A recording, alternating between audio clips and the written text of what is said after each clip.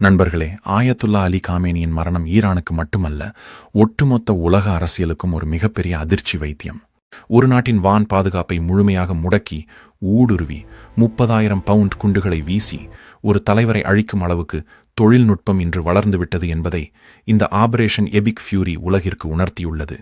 பிப்ரவரி 28, 2026 உலக அரசியலிலும் மத்திய கிழக்கு நாடுகளின் வரலாற்றிலும் அவ்வளவு எளிதில் கடந்து சென்றுவிட முடியாத ஒரு நாள். கிட்டத்தட்ட 37 ஆண்டுகளாக ஈரானை தனது இரும்பு கரம் கொண்டு அசைக்க முடியாத சக்தியாக ஆட்சி செய்த ஈரானின் உச்சபட்ச தலைவர் ஆயத்துல்லா அலி காமேனி கொல்லப்பட்டுள்ளார். பகுதி 1. தாக்குதலின் பின்னணியும் திட்டமிடலும், த மாஸ்டர் பிளான். இந்த தாக்குதல் ஏதோ ஓரிரு நாட்களில் திட்டமிடப்பட்டது அல்ல. பல மாதங்களாக மிகவும் ரகசியமாக தீட்டப்பட்ட ஒரு மெகா திட்டம் இது. அமெரிக்கா இந்த இராணுவ நடவடிக்கைக்கு ஆபரேஷன் எபிக் ஃபியூரி என்று பெயரிட்டிருந்தது. இஸ்ரேல் இதை ரோரிங் லயன் என்று அழைத்தது. அமெரிக்க அதிபர் டொனால்ட் ட்ரம்ப் மற்றும் இஸ்ரேலிய பிரதமர் பெஞ்சமின் நெதன்யாகு ஆகியோரின் நேரடி கட்டுப்பாட்டில் இந்த திட்டம் நகர்ந்தது. அமெரிக்காவின் சென்ட்ரல் கமாண்ட், இஸ்ரேலிய பாதுகாப்பு படைகள் மற்றும் இரு நாடுகளின் உளவு அமைப்புகளான CIA மற்றும் மோசாட் ஆகியவை இணைந்து இந்த திட்டத்தை அரங்கேற்றின. காசாவில் ஹமாஸ், லெபனானில் ஹிஸ்புல்லா, ஏமனில் ஹூதிகள் என இஸ்ரேலுக்கு எதிரான அமைப்புகளை ஈரான் தொடர்ந்து இயக்கி வந்ததும், ஈரானின் அணு ஆயுத திட்டங்கள் உச்சக்கட்டத்தை எட்டியதும் தான் இந்த முடிவுக்கு முக்கிய காரணம். ஈரானின் தலைமையை முற்றிலுமாக அழிக்க வேண்டும் என்ற முடிவுக்கு இஸ்ரேலும் அமெரிக்காவும் வந்தன.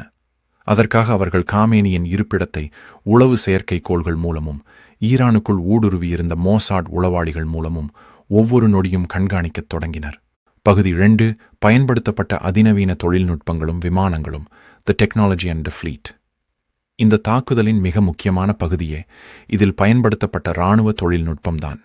ஈரானிடம் ரஷ்யாவின் அதிநவீன S-300 மற்றும் S-400 வான் பாதுகாப்பு அமைப்புகளும் பவர் 373 என்ற உள்நாட்டு ரேடார் அமைப்புகளும் உள்ளன. ஒரு சின்ன பறவை நுழைந்தால் கூட இந்த ரேடார்கள் கண்டுபிடித்துவிடும். அப்படி இருக்க அமெரிக்க மற்றும் இஸ்ரேலிய விமானங்கள் எப்படி உள்ளே நுழைந்தன? இங்குதான் மின்னணு போர்முறை பயன்படுத்தப்பட்டது. தாக்குதல் தொடங்குவதற்கு சில மணி நேரங்களுக்கு முன்பு அமெரிக்க கடற்படையின் அதிநவீன EA-18G கிரவ்லர் விமானங்கள் ஈரானின் எல்லைக்கு அருகே பறந்தன. இந்த விமானங்கள் குண்டுகளை வீசாது, மாறாக கண்ணுக்கு தெரியாத மின்காந்த அலைகளை அனுப்பி ஈரானின் ஒட்டுமொத்த ரேடார் அமைப்புகளையும் தகவல் தொடர்பு நெட்வொர்க்குகளையும் முழுமையாக ஜாம் செய்தன. ஈரானிய இராணுவத்தின் கண்களை கட்டிவிட்டார்கள் என்றுதான் சொல்ல வேண்டும்.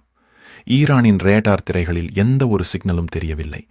ரேடார்கள் முடங்கிய மறுகணமே இஸ்ரேலின் F-35 அதிர் ஸ்டெல்த் போர் விமானங்கள் ஈரானிய வான்பரப்புக்குள் ஊடுருவின. ஸ்டெல்த் தொழில்நுட்பம் என்பது ரேடார்களுக்கு தெரியாமல் மறைந்து செல்லும் ஓர் அதிநவீன வடிவமைப்பு. இந்த F-35 விமானங்கள் ஈரானின் ஏவுகணை ஏவுதளங்களையும் கட்டுப்பாட்டு மையங்களையும் முதல் கட்டமாக அழித்து ஈரானை முழுமையாக நிராயுதபாணியாக்கின. பகுதி 3. தாக்குதல் அரங்கேறிய விதம், தரைமட்டமான பதுங்கு குழி, த ஃபைனல் ப்ளோ. பிப்ரவரி 28 அதிகாலை, தோராயமாக அதிகாலை 2 மணி அளவில் இந்த இறுதிக்கட்ட தாக்குதல் நடந்தது. ஈரானின் தலைநகர் தெஹ்ரானின் மையப்பகுதியில் உள்ள காமேனியின் அதிகாரப்பூர்வ மற்றும் அதிக பாதுகாப்பு நிறைந்த இருப்பிடமான பெய்ட் ரஹ்பாரி இலக்காக நிர்ணயிக்கப்பட்டது. தரைக்கடியில் பல அடி ஆழத்தில் அணுகுண்டு வீசினாலும் தப்பக்கூடிய கான்கிரீட் பதுங்கு குழியில் காமேனி பாதுகாப்பாக இருந்தார். அவரை அழிக்க சாதாரண குண்டுகள் போதாது. எனவே அமெரிக்கா தனது மிக பிரம்மாண்டமான P-2 ஸ்பிரிட் மற்றும் சமீபத்தில் உருவாக்கப்பட்ட P-21 ரைட்டர் ஸ்டெல்த் குண்டுவீச்சு விமானங்களை களமிறக்கியது.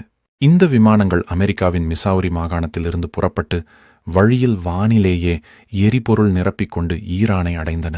இந்த விமானங்களிலிருந்து வீசப்பட்டது சாதாரண குண்டு அல்ல, GBU-57 மாப் எனப்படும் 30,000 பவுண்ட் எடை கொண்ட பிரம்மாண்டமான பங்கர் பஸ்டர் குண்டுகள்.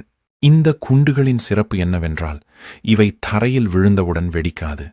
பூமியை துளைத்துக் கொண்டு 200 அடி ஆழம் வரை உள்ளே சென்று கான்கிரீட் சுவர்களை உடைத்த பிறகுதான் வெடிக்கும். செயற்கை நுண்ணறிவு மற்றும் லேசர் வழிகாட்டுதல் மூலம் மிக துல்லியமாக இந்த குண்டுகள் காமேனியின் இருப்பிடத்தின் மீது வீசப்பட்டன. எந்த இடமும் தப்பவில்லை. கட்டிடம் அடியோடு தரைமட்டமானது. ஈரானின் ஒட்டுமொத்த அதிகார மையமும் அந்த ஒரு சில நிமிடங்களில் சரிந்து விழுந்தது. பகுதி 4. உறுதியான மரணமும் உலக நாடுகளின் நிலைப்பாடும், கன்ஃபர்மேஷன்ஸ் அண்ட் குளோபல் ஸ்டாண்ட். தாக்குதல் முடிந்து சில மணி நேரங்களிலேயே அமெரிக்க அதிபர் டொனால்ட் ட்ரம்ப் தனது ட்ரூத் சோஷியல் பக்கத்தில் காமேனியின் மரணத்தை உறுதி செய்தார். வரலாற்றின் மிக மோசமான மனிதர்களில் ஒருவரான காமேனி இறந்துவிட்டார். எங்களின் உளவுத்துறையிடமிருந்து அவரால் தப்ப முடியவில்லை. ஈரானிய மக்கள் தங்கள் நாட்டை மீட்டெடுப்பதற்கான மிகச்சிறந்த வாய்ப்பு இது என்று ட்ரம்ப் அறிவித்தார். இஸ்ரேல் தரப்பிலும் காமேனி கொல்லப்பட்டதற்கான வலுவான ஆதாரங்கள் இருப்பதை நெதன்யாகு உலகிற்கு தெரிவித்தார். ஆரம்பத்தில் இதை உளவியல் போர் என்று மழுப்பிய ஈரான் பின்னர் வேறு வழியின்றி தனது அதிகாரப்பூர்வ அரசு தொலைக்காட்சியான இர்னா மூலம் காமேனியின் மரணத்தை உறுதி செய்தது. அத்தோடு காமேனியின் குடும்பத்தினரும் இந்த தாக்குதலில் கொல்லப்பட்டதாக அறிவித்து 40 நாட்கள் தேசிய துக்கத்தை அறிவித்தது ஈரான். பகுதி 5. யார் யாருக்கு ஆதரவு? திரைமறைவு அரசியல், இன்வால்வ்மெண்ட் அண்ட் சப்போர்ட்.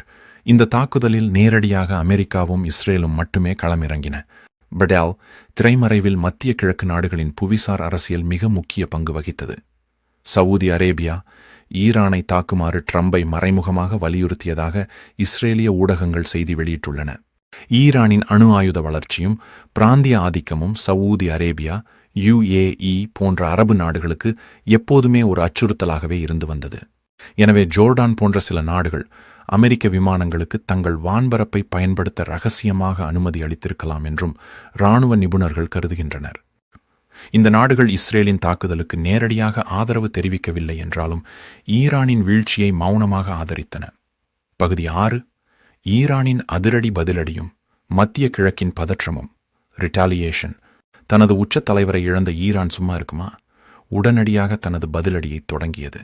இஸ்ரேல் மீதும் வளைகுடா நாடுகளில் உள்ள அமெரிக்க இராணுவ தளங்கள் மீதும் சரமாரியாக நூற்றுக்கணக்கான பாலிஸ்டிக் ஏவுகணைகள் மற்றும் ஷாஹீத் ட்ரோன்களை ஈரான் ஏவியது.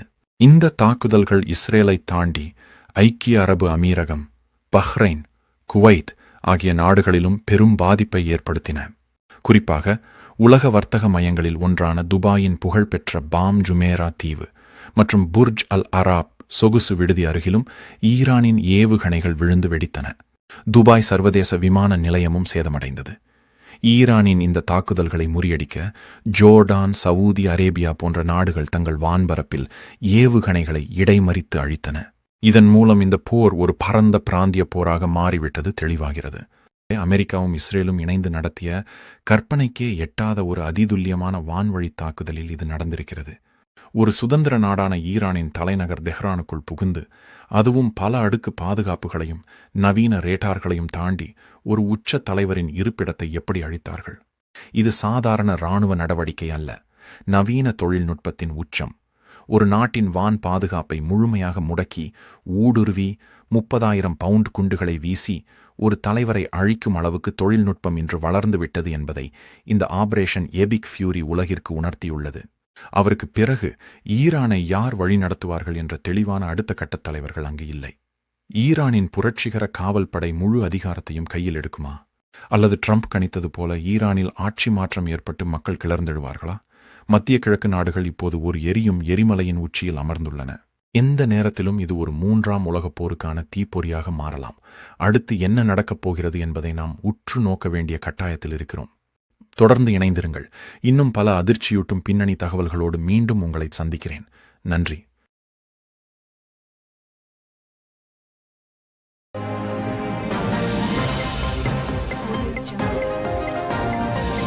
நீங்கள் பார்த்துக் கொண்டு இருப்பது மக்கள் ஏடு, மக்களுக்கான ஏடு.